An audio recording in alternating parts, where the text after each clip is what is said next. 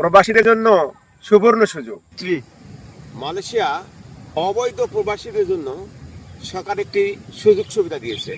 যারা মালয়েশিয়াতে দীর্ঘদিন যাবৎ অবৈধ বসবাস করছেন, বিশেষ করে বাঙালি দেশের, তাদের জন্য সরকার একটা বিশেষ সুবিধা দিচ্ছে। এই সুবিধাটা কি, আমি সেই সুবিধার কথাই আমি বলছি এখন।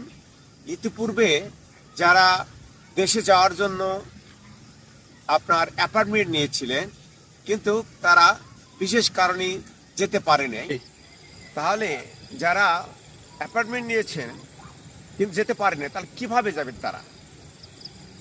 কিভাবে যাবেন আমি সেই কথাটাই আমি এখন বলবো। সরকার আবারও বর্ধিত করেছে সময়। 2024 সালের ডিসেম্বর পর্যন্ত, 31শে ডিসেম্বর পর্যন্ত সময়সীমা ছিল, কিন্তু এটা বর্ধিত করে এখন 2025 সালের 21শে মার্চ পর্যন্ত সময় বেঁধে দিয়েছে। ওই সময়ের মধ্যে তাহলে আপনাদের যেতে হবে। যদি এই সুবর্ণ সুযোগ আপনারা নিতে চান, তাহলে এই নির্ধারিত সময়ের মধ্যেই আপনারা যাবতীয় কাগজপত্র রেডি করে যেতে পারবেন। তবে শুধুমাত্র যারা অ্যাপার্টমেন্ট নিয়েছেন শুধু তারাই, নতুন করে অ্যাপার্টমেন্ট নেওয়া যাবে না এবং তারা যেতেও পারবে না। যেতে পারবে, তাদের জরিমানার পরিমাণ আলাদা হবে, এই সুবিধার মধ্যে পড়বে না তারা। দয়া করে অন্য লোক অ্যাপার্টমেন্ট নেওয়ার চেষ্টা করলেও পারবেন না। শুধুমাত্র যারা অ্যাপার্টমেন্ট নিয়েছেন তারাই শুধু যেতে পারবেন, এই সুবিধাটুকু পাবেন। আর অন্যরাও পাবেন, তবে এই সুবিধাটুকু পাবে না তারা।